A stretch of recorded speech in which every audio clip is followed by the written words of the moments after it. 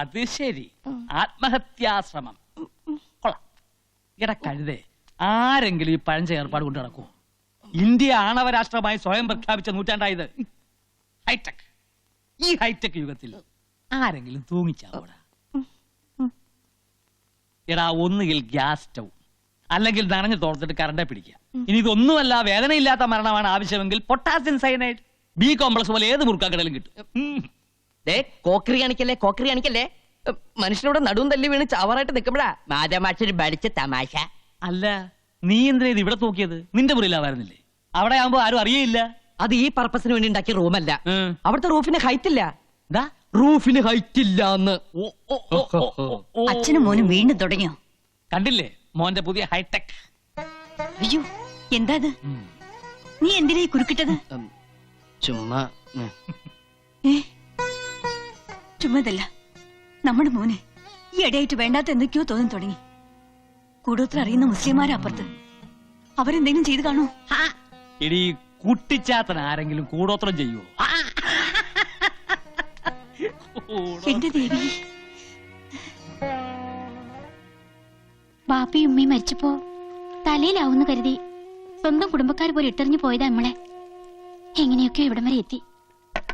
ഇനി ആ വീടിന്റെ കടം കൂടി തീർത്തിട്ട് വേണം നിന്നെ കെട്ടിച്ചയക്കാൻ. എന്തിനാ അതൊക്കെ ഇപ്പൊ പറയണേ? ഒരിക്കലും ഈ എത്തിയെ പോലെ ആവരുത്. നീ എങ്ങനെ രക്ഷപ്പെടണം. ആ ഗ്ലാസിങ് എടുത്തു തരുമോ?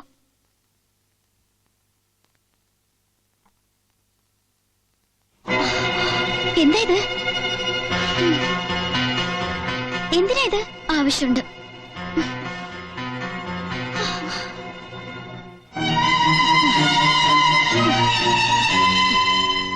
എന്താ ഇത്? മൂട്ടവിഷം. എന്റെ റബ്ബേ, എന്തിനാ ഇപ്പൊ മൂട്ടവിഷം? മൂട്ടയെ കൊല്ലാൻ.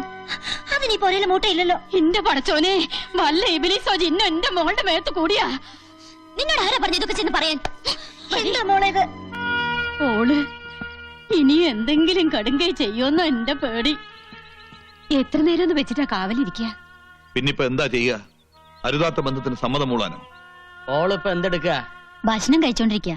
ഭക്ഷണം കഴിക്കുവാണാ? അതിലിനി വിഷം കലർത്തിയിട്ടുണ്ടാ? അത് ഞാൻ പരീക്ഷിച്ചു. എങ്ങനെ? അതിന്ന് കുറച്ചെടുത്ത് ആദ്യം മൂസൂട്ടിക്ക് കൊടുത്തു. വിഷം പരീക്ഷിക്കാനാണ് നമ്മളെ പാലൂട്ടി തീറ്റിച്ചത്. വിഷം അകത്ത് എന്നാലും ചാവാത്ത ശൈത്താനായത് വിശ്വസിച്ചൂടാ.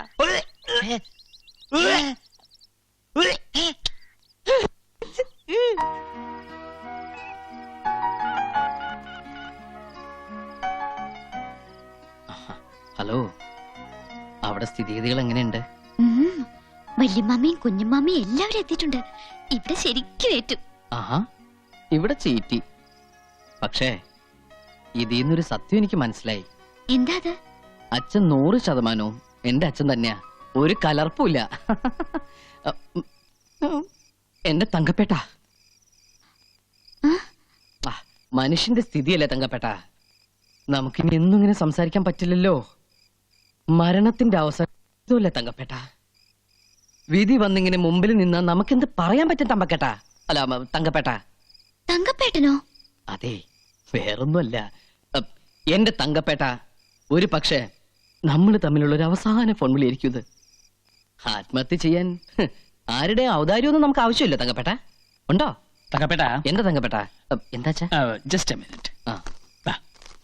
ഇത് കഴിച്ചു. എന്താ ഇത്? Kannan care of Madhav Nair. അയ്യേ, ഇതെന്റെ അഡ്രസ് അല്ലേ? അതെ.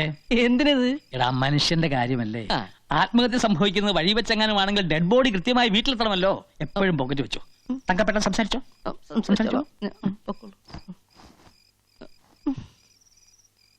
തങ്കപ്പേട്ട, അതും ചീറ്റി.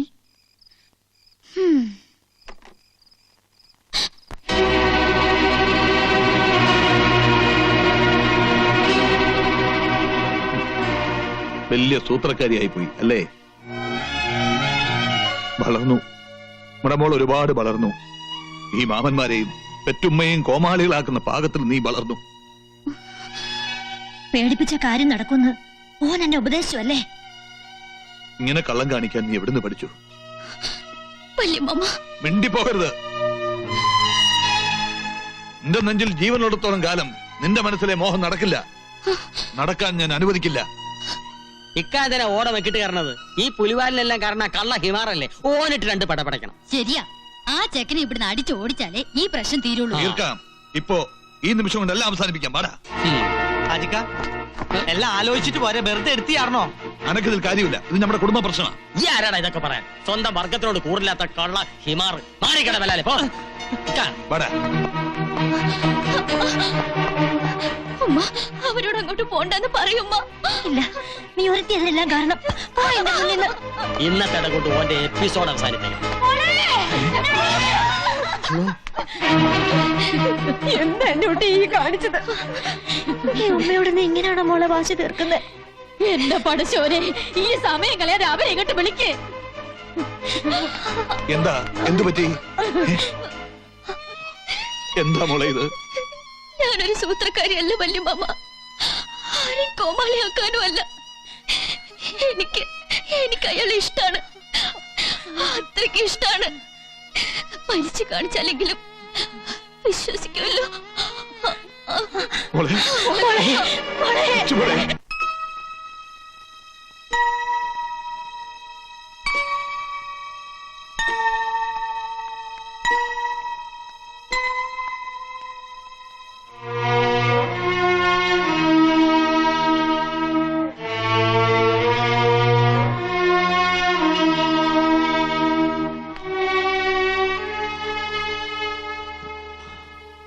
നബീസു,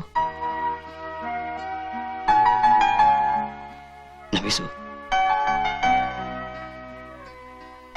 നബീസു. എട്ടും പൊട്ടും തിരിയാത്ത പെണ്ണിന് വേണ്ടാത്തൊക്കെ ഉപദേശിച്ചു കൊടുത്ത് ഈ സ്ഥിതിയിലാക്കിയിട്ട് ഇപ്പൊ കാണാൻ വന്നിരിക്കുന്നു. കുഞ്ഞുമമ്മദേ, ബഹളം വേണ്ട. ആശുപത്രിയായത്. ഒന്ന് സ്നേഹിച്ചു പോയതിന് ഇത്രക്കേറെ ശിക്ഷിക്കണായിരുന്നു. ഇതിനൊക്കെ കാരണക്കാരൻ ഈയാണ്. ഇവൾക്ക് എന്തെങ്കിലും സംഭവിച്ച ഒറ്റണത്തിന് ഞാൻ വെറുതെ വിടില്ല.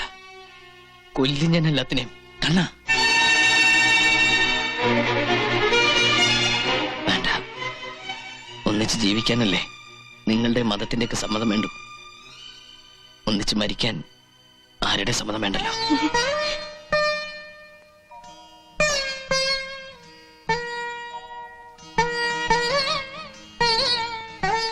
അറിയോ, പുഴയെ കിടന്ന് ജീവന് വേണ്ടി നിലവിളിച്ചപ്പോ ജാതി മതം നോക്കാതെ എന്റെ മോൻ അവളെ രക്ഷിച്ചത്.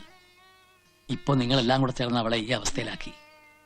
അവളുടെ ശരീരത്തിൽ അല്പമെങ്കിലും ജീവൻ ബാക്കിയുണ്ടെങ്കിൽ അതെന്റെ മോന് കൊടുത്തൂടെ? ദാനമായിട്ടെങ്കിലും.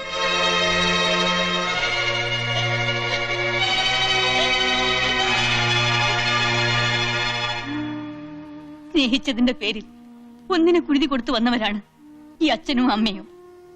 ഇനി ഒന്നേ ഉള്ളൂ, അതിനെ കൂടെ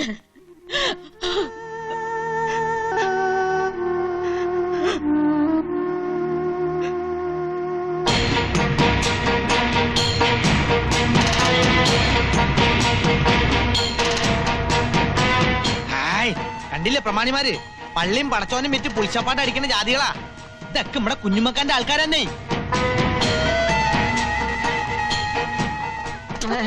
അസ്സലാമലൈക്കും. വാലൈക്കും സലാം. എല്ലാവർക്കും ഇരിക്കാം. എന്റെ ഉപ്പൂപ്പാന്റെ പ്രായണ്ട്. എന്നെ തല്ലു വിളിച്ച മാതിരി ഇവനും തല്ലു വിളിക്കാൻ കൂടെ കൊണ്ടെടുക്കാനാ. മുണ്ടാണ്ടിരിടാ, ഇത് ഇമ്മടെ കുടുംബ പ്രശ്നമാണ്. നമ്മൾ ചിലതൊക്കെ കേട്ട് അതൊന്ന് നേരിട്ട് അറിയാൻ വേണ്ടി വന്നതാ. നിങ്ങൾ കേട്ടതൊക്കെ നേരാ. എന്റെ ജമാലങ്ങാനത് അറിഞ്ഞാ ഇവിടെ കൊല നടക്കും. ജയിലിൽ കിടക്കുന്നോണ്ട് ജമാലിക്ക് അറിയുന്ന പേടിക്കണ്ട. അപ്പോ ഇസ്ലാമിനെ ധിക്കരിച്ചുകൊണ്ട് തന്നെ ഓളുടെ നിക്കാഹ് നടത്തി കൊടുക്കാനുള്ള പുറപ്പാടിലാണ് അല്ലേ? ഈ തറവാട്ടിലെ ആകെയുള്ള സമ്പത്താണ് നഫീസു. പക്ഷെ ഓള് മരണം കൊണ്ട് നമ്മളെയൊക്കെ വെല്ലുവിളിക്കുമ്പോ ഞാൻ എന്താ ചെയ്യുക? നിങ്ങള് പറ, ഞാൻ എന്താ വേണ്ടത്? മുസ്ലിയാരുടെ കുന്തം ചാച്ചും വെക്കാൻ ചരിച്ചും വെക്കാന്ന് പറഞ്ഞവരായല്ലോ എന്റെ ഇക്കാന്റെ സ്ഥിതി. മറ്റൊരുത്തിന്റെ ചുണ്ടിൽ ആനന്ദത്തിന്റെ പുഞ്ചിരി വിടർത്തുന്ന ഏതൊരു കർമ്മവും സൽപ്രവൃത്തിയാണെന്നാ പ്രവാചകനായ നബി പറഞ്ഞിരിക്കുന്നത്. അത് വേറൊരുത്തന്റെ തല പോണ കാര്യമാണെങ്കിലാ. അതുണ്ടല്ലോ കുഞ്ഞുമക്ക. ശരീരശാസ്ത്രപരമായി പറഞ്ഞാൽ നമ്മുടെ നാക്ക് ശരിയല്ലെങ്കിൽ പല്ല് പോവും, നമ്മുടെ നോക്ക് ശരിയല്ലെങ്കിൽ മോന്തയുടെ ഷേപ്പ് മാറും, പ്രവൃത്തി ശരിയല്ലെങ്കിൽ ചിലപ്പോ തല തന്നെ പോയിരിക്കും. എന്നോട് മുണ്ടാണ്ടിരിക്കാനാണ് പറയണത്. ഈ ഒരു മുസൽമാനാണോടാ? അതിൽ തൊട്ട് കളിക്കരുതേ. പണം പലിശക്ക് കൊടുക്കുന്നത് ഇസ്ലാമിന് ചേർന്നതാണ്. മുസ്ലിം പ്രമാണിമാരെന്നെ പറ. അബ്കാരി കച്ചവടത്തിൽ ബിനാമി പണി ചെയ്യുന്നത് ഇസ്ലാമിന് ചേർന്നതാണ്. അച്ചാരം കിട്ടിയാൽ അമ്മായിനെ കെട്ടുന്നത് ഇസ്ലാമിന് ചേർന്നതാണ്. അതുകൊണ്ട് എന്റെ കുഞ്ഞുമക്ക ഈ മുസൽമാനെ ഉറുക്കട്ട നോക്കണേട്ടാ. പ്രവാചകന് അള്ളായും ഒരുപാട് കാര്യങ്ങൾ പറഞ്ഞിട്ടുണ്ട്. കിതാബിലും കാണും പലതും. അതൊന്നും നോക്കിയിട്ട് ഒരു കാര്യമില്ല. നിക്കാഹ് എന്ന് പറയുന്നത് ഒരു വ്യക്തിയുടെ മാത്രം തീരുമാനമല്ല, സമുദായത്തിന് കൂടി പ്രശ്നമാണ്. സമുദായത്തെ ധിക്കരിക്കുന്നത് ഹാജിയാരാണെങ്കിലും ശരി, നടപടി എടുക്കണമെന്നാണ് പള്ളി കമ്മിറ്റിയുടെ തീരുമാനം. ഇക്കയെ പോലെ തന്നെ ഇമ്മള് ഓളുടെ ഒരു അമ്മാവനാ. ഇക്കാര്യത്തിൽ സ്വന്തം ബന്ധമൊന്നും ഇമ്മള് നോക്കൂല. സമുദായത്തിന്റെ തീരുമാനമാണ് ഞമ്മടെയും തീരുമാനം. അല്ല പിന്നെ കുഞ്ഞമ്മത് പറഞ്ഞത് അതിന്റെ ശരി.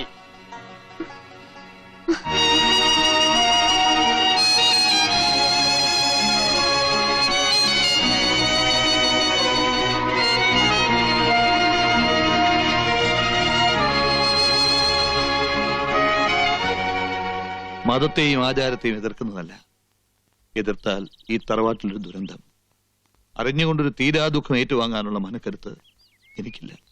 ഓർക്കൊരുമിച്ചാലേ പറ്റുള്ളൂവെങ്കിൽ ഒറ്റ മാർഗമുള്ളൂ, ഓൻ ഇസ്ലാമാകണം. ഈ നാട്ടിലെ ഇസ്ലാമികളെ ഏറെ ബഹുമാനിക്കുന്ന വ്യക്തിയാണ് ഹാജിയാർ.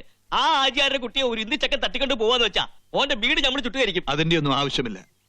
അങ്ങനെയൊന്നും ഒരു ഇസ്ലാമിന്റെ നിയമത്തിലും പറഞ്ഞിട്ടുമില്ല. എന്ത് ചെയ്യണമെന്ന് നമുക്ക് ഒന്നുകൂടി ആലോചിക്കാം.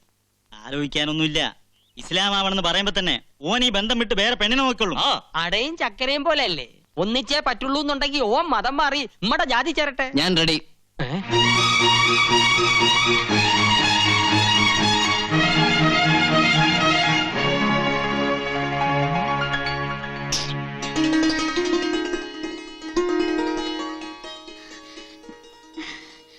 നബീസുവിന് വേണ്ടി മതമല്ല തലവരെ മാറ്റാൻ ഞാൻ റെഡിയാ.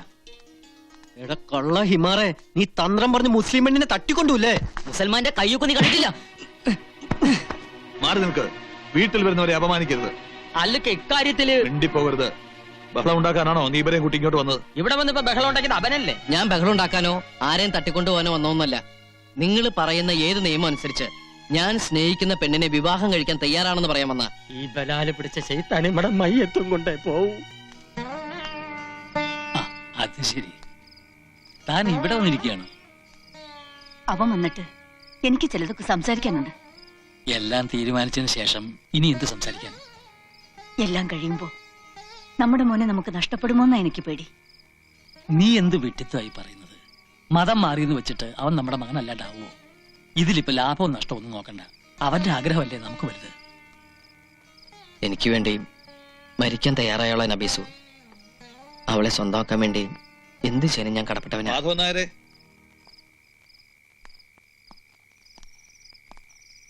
അല്ല, അകത്തേക്ക് ഇരിക്കാം. വേണ്ട. മതം മാറാൻ കണ്ണൻ സമ്മതിച്ചു. പക്ഷേ അത് വാശിക്കോ ആവേശം കൊണ്ടുള്ള ഒരു തീരുമാനമാവരുത്. അതുകൊണ്ടാ അച്ഛന്റെ അമ്മയുടെ സമ്മതം കൂടി അറിയാൻ ഞങ്ങൾ വന്നത്. ആകെ കൂടി ഇതൊന്നേ ബാക്കിയുള്ളൂ. അവന്റെ സന്തോഷ ഞങ്ങൾക്ക് വലുത്. സത്യം പറഞ്ഞ വലിയ മനസ്സാ മാഷ ഇങ്ങടേത്. നിങ്ങടെ മോനായി ജനിച്ച കണ്ണൻ ഭാഗ്യവാനാ. എല്ലാവർക്കും സമ്മതമായ സ്ഥിതിക്ക് കണ്ണൻ നാളെ തന്നെ പൊന്നാനിക്ക് പോട്ടെ. തങ്ങൾക്കുള്ള ഒരു കത്തും ഞാൻ തരാം. കൂട്ടിന് മൂസൂട്ടി ഉണ്ടാവും.